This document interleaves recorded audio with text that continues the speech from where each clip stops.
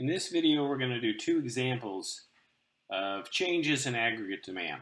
Now, one of these examples we will do in class, so that one will be a bit of review.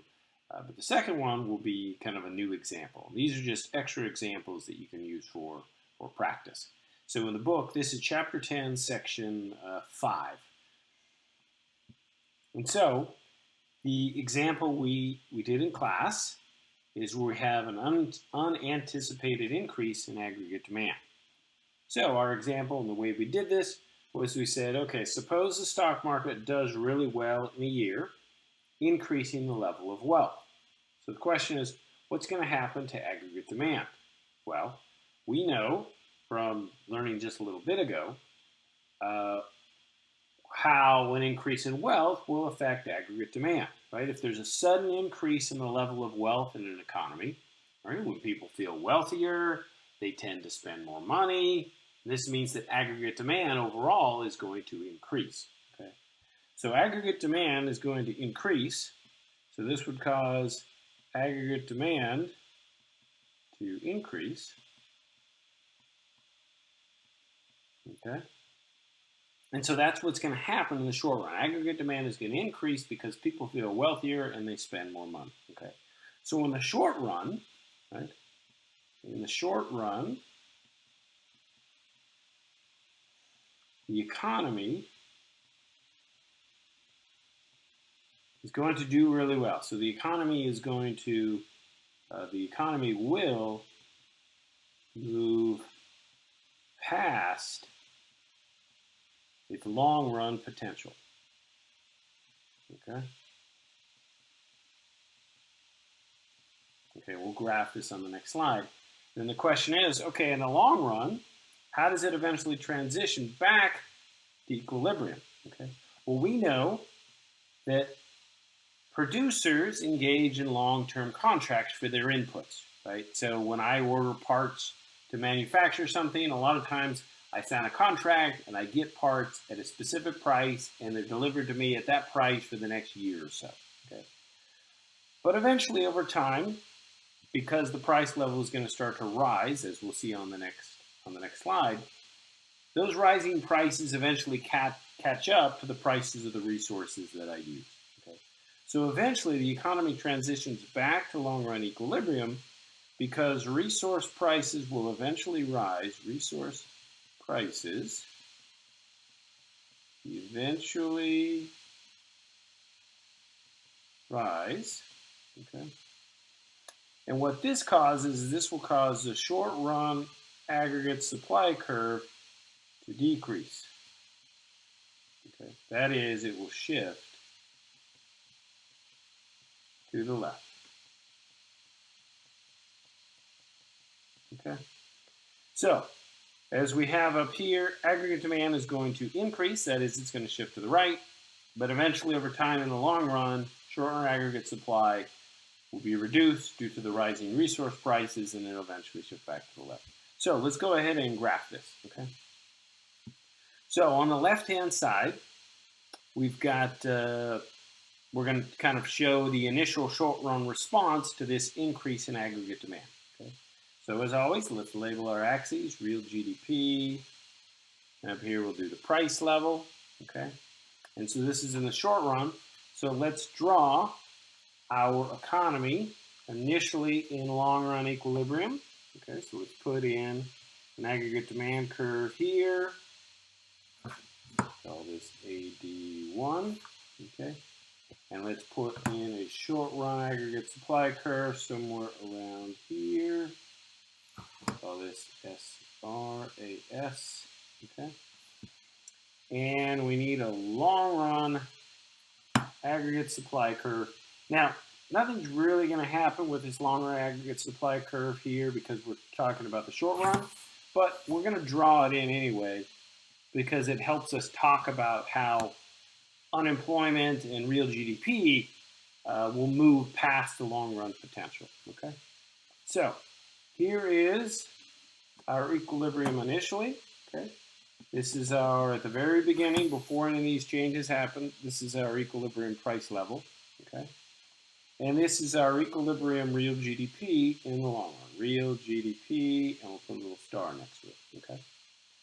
All right, so we know in this example, stock market does really well. There's a massive increase in wealth and causes aggregate demand to increase. And the increase in aggregate demand we show by shifting our aggregate demand curve to the right. We're going to draw on something like this and put AD2 next to it, okay? And that means that in the short run, right, we started out here at point A, and in the short run, our equilibrium is going to move up here, point B, because our aggregate demand curve, we'll just put a little arrow here, has shifted to the right, okay? That means in the short run, the economy transitions from point A up to point B. We'll call this price level 2, let's say. Okay. Which means, in the short run, real GDP is going to exceed its long-run potential. We'll call this real GDP 2, okay? And notice it's higher than the long-run potential. That means the economy is doing really well, okay? So over here we've got economy is booming,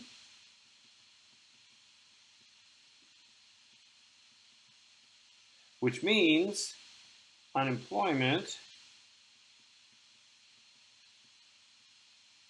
is falling. Okay, so unemployment is going to fall, in fact, well below the natural rate. Because again, the natural rate occurs when real GDP is at long-run equilibrium.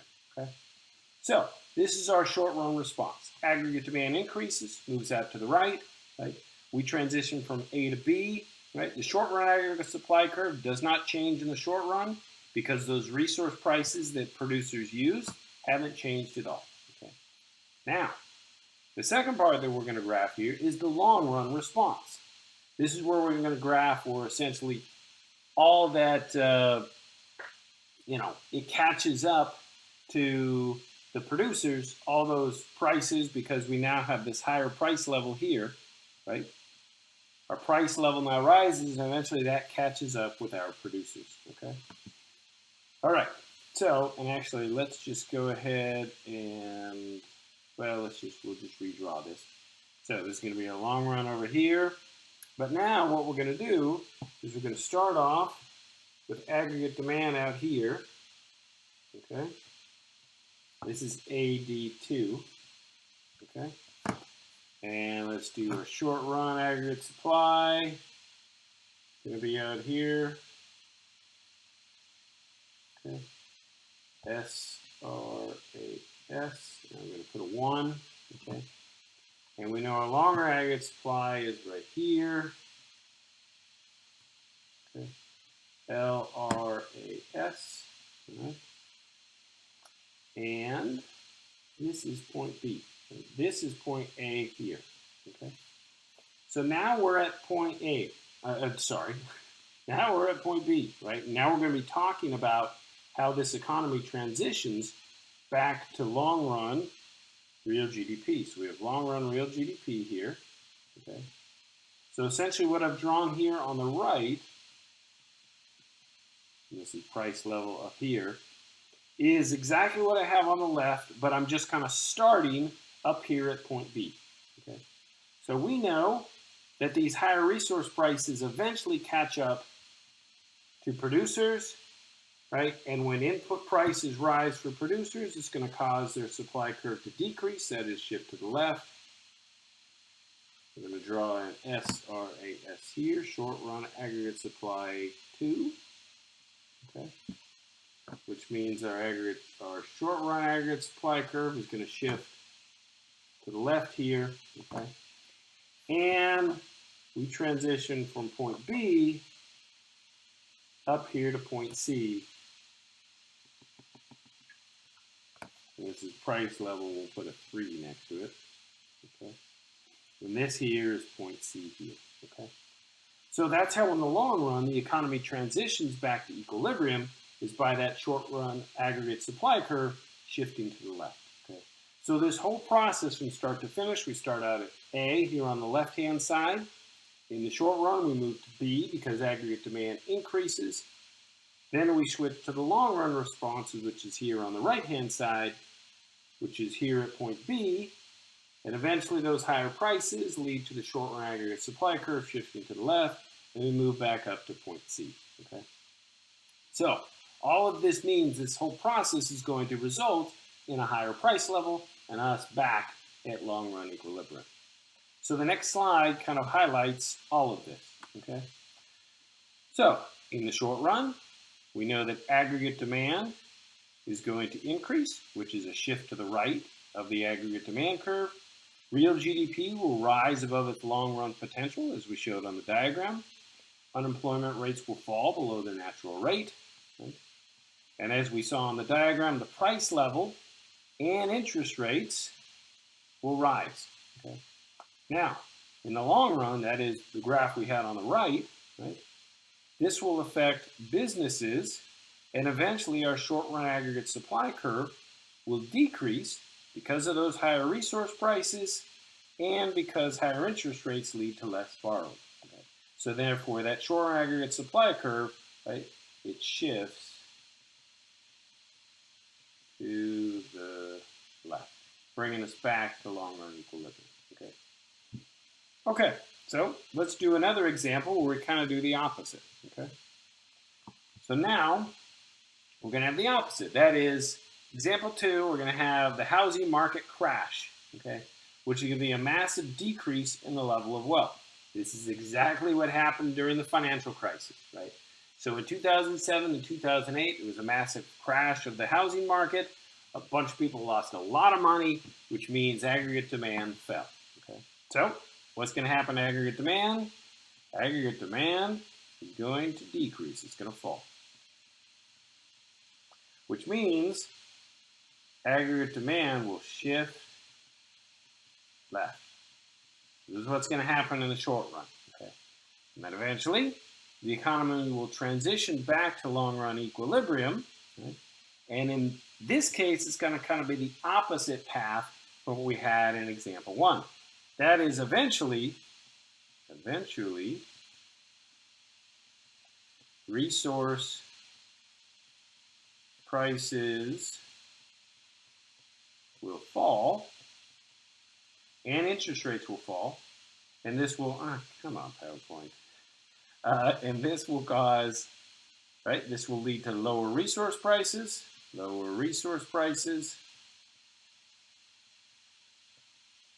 okay, and with that, short-run aggregate supply will increase. So this is how the economy will transition back. So let's go ahead and graph this just like we did with the previous example.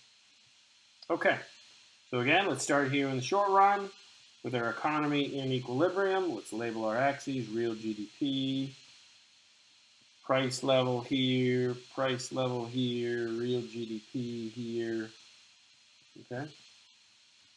And let's draw in our aggregate demand curve here. Okay, and let's call this AD1. Okay, and let us draw in our short-run aggregate supply curve. Call it SRAS. Okay, and long-run aggregate supply. Okay,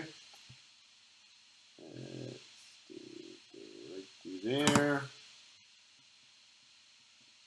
Okay. All right. So this is us initially in equilibrium, all happy.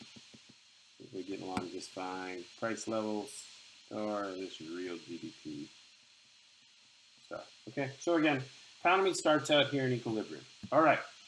Housing market crashes, leads to a massive decrease in wealth. Therefore, aggregate demand is going to decrease and is going to shift to the left. Okay, so we show that decrease with AD2 here, a little arrow indicating it decreases, okay? And in the short run, start out here at point A, We're going to transition down to our new short-run equilibrium. But now notice, when aggregate demand decreases, this means in the short run our price level is going to fall. PL2 decreases and falls down this way, down here to point B. Okay.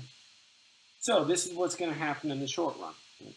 There's a massive decrease in wealth, aggregate demand decreases and shifts to the left, and we transition from point A down to point B. Okay. Now notice here, at point B, real GDP, we'll label this real GDP 2, okay. Real GDP falls. It's going to be less than long-run potential. Real GDP is less than long-run potential, which means that the unemployment rate is going to be higher. It's going to be higher than the natural rate. So higher unemployment. Okay. Now, how does the economy transition back to long-run equilibrium?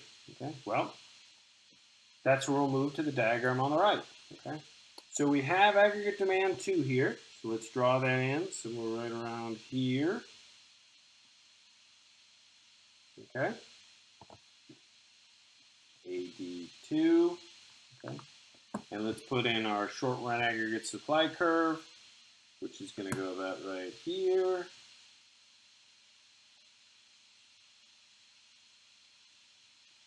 This is our short-run aggregate supply curve, SRAS, and let's put a 1 next to it, okay? And we know our long-run aggregate supply is right about here, okay? LRAS, and we know that we are right here at point B, okay? This is where we currently are with AD2 and our short-run aggregate supply curve. Okay? Well, we know that once the economy falls into a recession, that lower price level, those lower interest rates, right, is going to cause eventually those resource prices to fall, right, which is going to cause our short-run aggregate supply curve to shift to the right.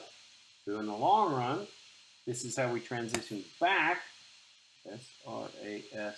This is how we transition back to long-run equilibrium, and we will call this point C here. Okay, and we'll transition from B to C, right? Which means our price level is going to fall even more. This is PL2, and we'll call this price level down here PL3. Okay. So in the short run, we transition from A to B because of that decrease in aggregate demand. But in the long run, the economy goes into a recession. It means resource prices eventually become low. Interest rates fall, and they become low as well, which means businesses increase their supply, right? And that's shown here by this shift to the right of the short run aggregate supply curve, which eventually leads us back to here, which is point C. Okay. So let's kind of summarize what we just did. For this example, there's a massive decrease in wealth due to the housing crash. Right? Aggregate demand decreases. We showed that with the shift to the left of the aggregate demand curve. Real GDP falls below its long-run potential. Unemployment rises, especially rises above its natural rate. Right? And that price level falls and interest rates fall along with it. Okay? Eventually, the long-run response is that the short-run aggregate supply curve will eventually increase because of those lower resource prices and because interest rates are low, which leads to more borrowing by both businesses and consumers. Right?